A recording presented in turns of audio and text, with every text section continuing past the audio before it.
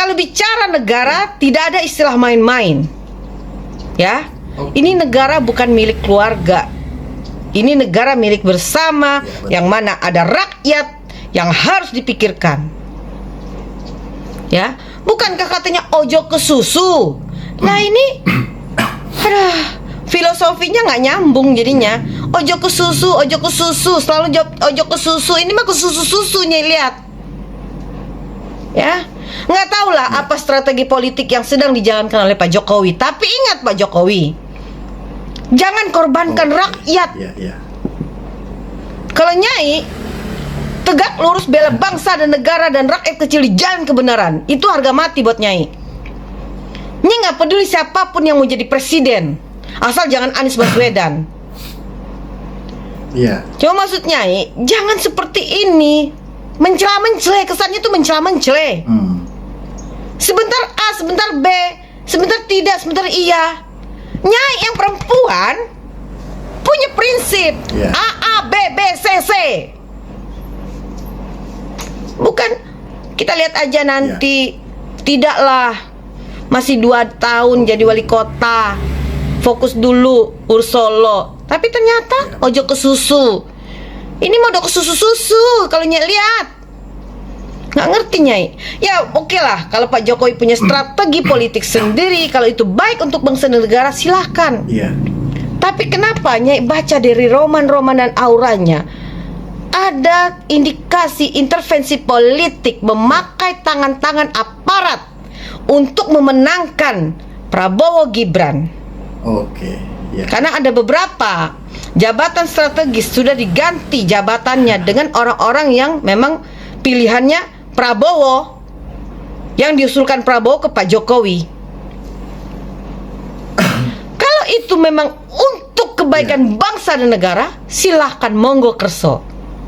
Tapi sekali lagi Nyai katakan, siapapun presidennya, mau itu Ganjar atau Prabowo Subianto sekalipun, Indonesia, ingat katanya, Indonesia memasuki masa kehancuran karena kita ada di ujung peradaban.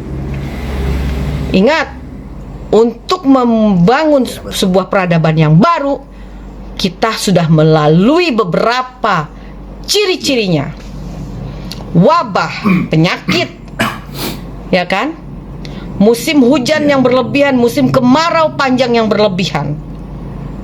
Dan terakhir adalah perang saudara. Dan Indonesia sudah diramalkan tidak perang dengan luar negeri, tapi Indonesia akan berperang di dalam negeri dengan sesamanya. Nah itu harus difikirkan Pak Jokowi. Ya, itu harus difikirkan karena kita bicara untuk membela rakyat dan negara, bukan membela salah satu capres atau partai. Nyai ini sedih ya. Setiap Nyai sholat, yang Nyai doakan adalah negara, rakyat kecil, dan ya Allah, lindungilah pemimpin bangsa ini ya Allah. Jauhkanlah Bapak Jokowi dan keluarganya dari orang-orang yang ingin menzoliminya ya Allah. Dan Bapak Bapak Wakil Presiden dari keluarga, belebet nih Nyai kalau udah bicara kayak gini. Karena saking kecewanya Nyai sudah nggak bisa bicara apa-apa. Selalu Nyai doakan dalam sholat Nyai gitu loh. Tapi sekarang kita dihadapkan dengan situasi seperti ini. Itu sakitnya ke dalam buat Nyai. Nyai nggak minta apa-apa. Nyai nggak minta uang, nggak minta jabatan. Nyai hanya ingin bela rakyat dan negara di jalan kebenaran. Nyai tidak membela salah satu capres. Pikirkan Pak Jokowi, apabila negara ini rusuh, chaos, atau terjadi sesuatu hal yang tidak kita inginkan, kemana kita bawa rakyat kecil yang tidak tahu apa-apa, yang kehidupannya di bawah garis kemiskinan? Seperti Nyai punya orang tua, ibu yang sudah tua. Kemana Nyai akan bawa mamanya yang sudah tua dan sakit-sakitan kalau negara ini chaos? Terutama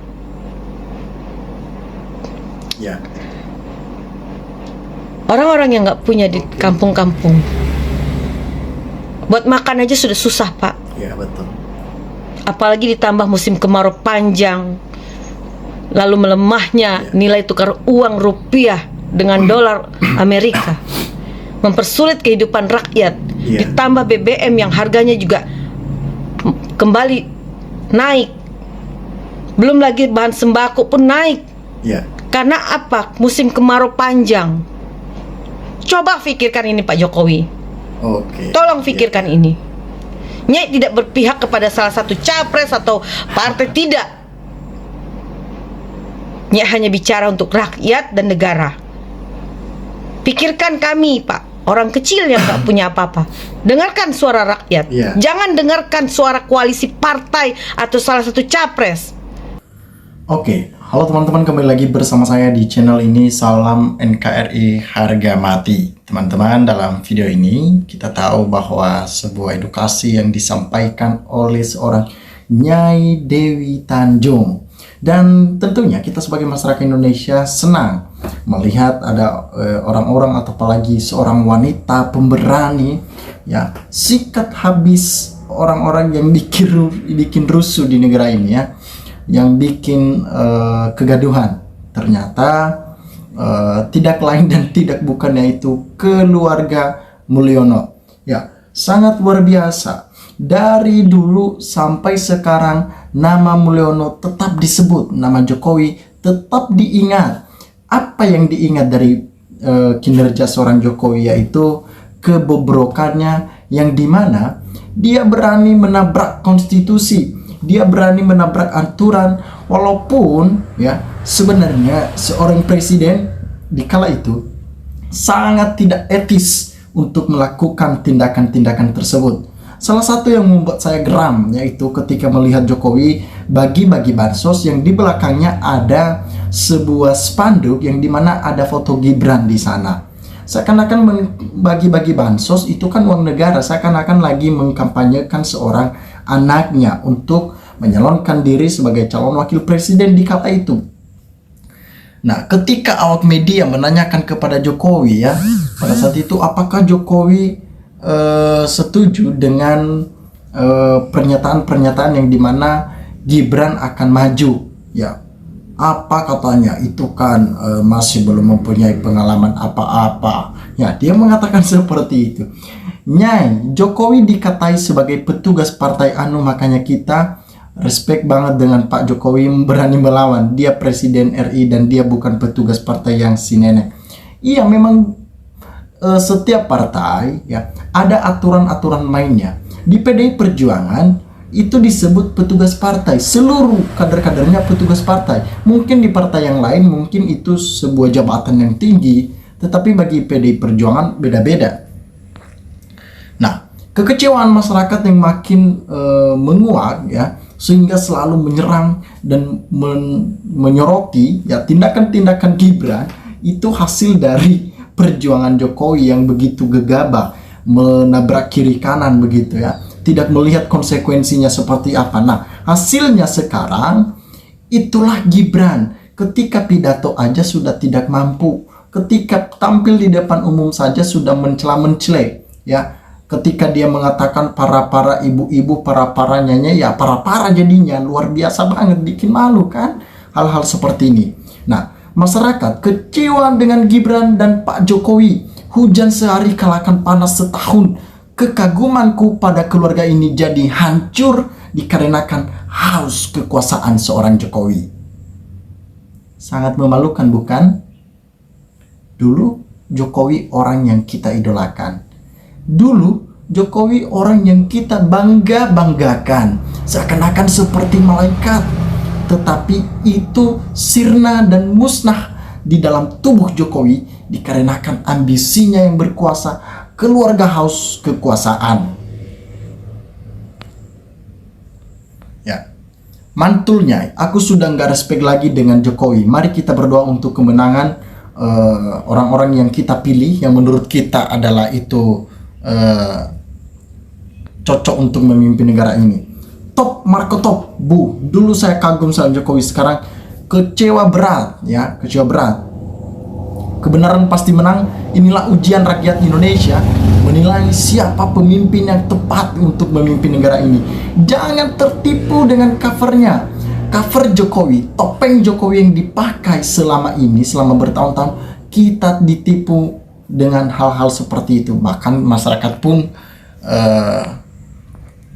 termakan dengan tipuan Jokowi.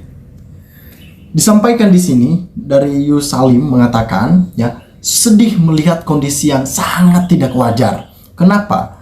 Banget peta politik Indonesia. Tidak ada larangan untuk kaum muda untuk ikut pilpres, tapi ini waktunya yang kurang tepat bagi Gibran harusnya. Di mana Ketua Mahkamah Konstitusi, Paman Gibran, adik ipar Pak Jokowi, juga wajar masyarakat Indonesia mengatakan ini mahkamah keluarga. Terjadi politik dinasti kembali. Pak Jokowi tidak sadar rekam jejak Prabowo. Sesungguhnya Prabowo lagi merusak keluarga Pak Jokowi. 2 periode saya dukung Pak Jokowi, di akhir sisa masa jabatannya jadi kacau gegara demi ambisi Gibran untuk jadi pendamping Prabowo. Jangan sampai negara ini dipimpin oleh mantan jenderal pecatan dan punya masalah HAM. Ya, itu masa lalu Prabowo. Pastinya ada perubahan lah. Nah, ambisi kekuasaan melenyapkan etika politik sehingga hilangnya moralitas keluarga yang saya kagumi selama 10 tahun. Kacang lupa kulitnya. Tidak perlu diantar ketiga capres ini siapa yang akan mengandalkan negara ini pada tahun 2024 ini nanti. Sebagai anak bangsa, hentikan yang namanya dinasti politik. Tolak keluarga dinasti politik. Jangan sampai mereka berkuasa lagi. Ya, harapan masyarakat ini, doa masyarakat ini sangat besar untuk dipanjatkan supaya, ya, aman negara kita ini, terjauhkan dari ancaman-ancaman, gerakan-gerakan radikal itu akan terjauhkan, teman-teman. Itu yang kita inginkan. Data Jokowi tersebar di mana-mana sekarang ini. Kebobrokan Jokowi, aib Jokowi, semuanya, semua masyarakat udah pada tahu. Tentunya ini benar-benar memalukan bagi Gibran, karena ini tamparan keras bagi Gibran yang melihat bapaknya dicaci maki. Teman-teman, silakan berikan tanggapan teman-teman di dalam kolom komentar ini. Apa yang teman-teman lihat, yang teman-teman dengar, sampaikan sehingga kita dapat bertukar pikiran antar satu dengan yang lain lewat kolom komentar ini. Terima kasih teman-teman. Lensa Netizen melaporkan.